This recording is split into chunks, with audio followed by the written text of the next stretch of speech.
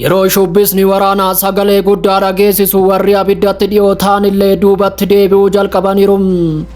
Gabaasni akka mul'isutti ministeerri muummee Israa'el Beniyaamin Netanyahuun Doonaald Tiraamp haleellaa Iraan irratti raawwatamu kamiyyuu akka tursiisan gaafataniiru jedhame.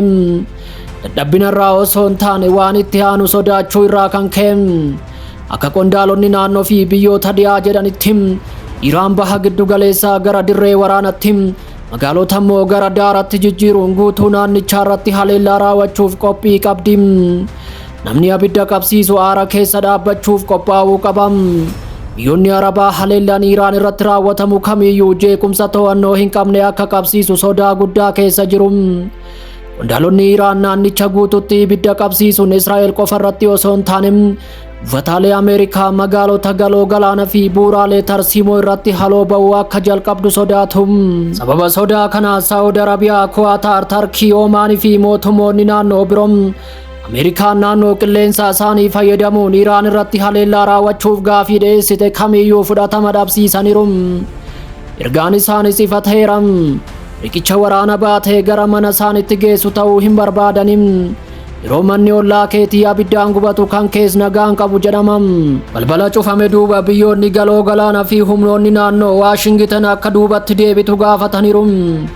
Deebiin Iraan battalumatti gaaga'ama guddaa akka geessisu akeekkachiisu. Yaaddoon isaanis seenaa miti. Iraan haleellaan kamiyyuu guutummaa naannichaa galoo galaanarraa kaasee haga Meeditiraaniyaatti deebii akka argatu irra deddeebitee akeekkachiifte. Misaayiloonni hayyaman gaafatanii abiddis daangaan kabaju. Xiyyaan erga gadhiifamee booda deebi'ee waamamuu hin danda'u akkuma jedhamu. Dubbii cimaan waggootaaf dubbatamus Netanyahuun mataan isaa waraana kana akka sodaatu himama. Qondaalonni Israa'el Iraan wallabdee naannoo guutuuf qophii ta'uu ishee dhuunfanni beeku. Israa'el qofa osoo hin taane guutummaa baha giddu galeessaa gara gaannamaatti jijjiiruu dandeessi. Kuni waraana gabaabaa hin turre, obomboleettii daangaan hin qabne ture. Warri abiddaan taphatan gubachuun akka jiru beekuu qabu. Ameerikaan filannoo hundi minjaalarra jira jetti. Iraan qophiidha jetti. Michoonni samii keenya hin fayyadaminaa jechaa jiru. Addunyaa fiilmii kana duraanuu argitee jirti. Akkamitti akka xumuramus ni beekti.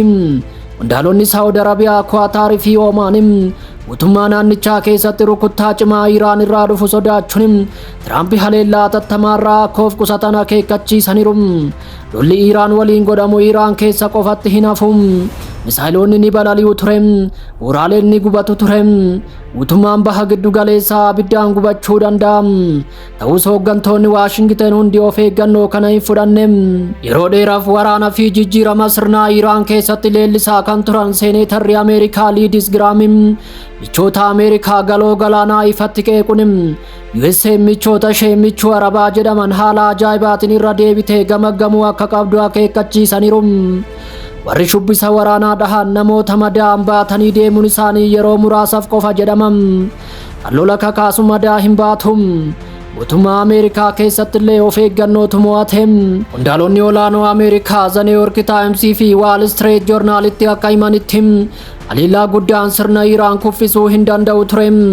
Inumayyuu waraana naannoo bal'aa kakaasuu danda'a. USA yeroo ammaa naannichatti qabeenya waraanaa gahaa kan qabne gabaasonni ba'an ni addeessu.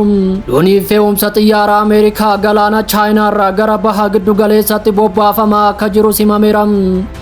Yeroo wal fakkaatutti loltoonni Ameerikaa buufata xiyyaaraa Ludeedaa Kuwaatar keessaa baafamaniiru. Lammiileen Ameerikaa imala barbaachisaa hin taane irraa akka fagaatanis akeekkachiifni kennameera.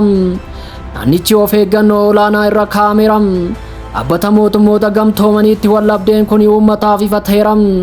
Walgahii ariifachiisaa mana maree nageenyaa irratti ambaasaaddarri Ameerikaa Maayik Waaltis ergaa nama qabbaneessu dabarsaniiru.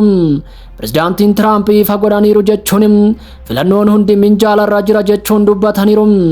Ameerikaan Iraan mormii guutuu biyya ishii keessatti gaggeeffamu irratti tarkaanfii dhiigaan guutame fudhachaa jirtu jechuun himataniiru.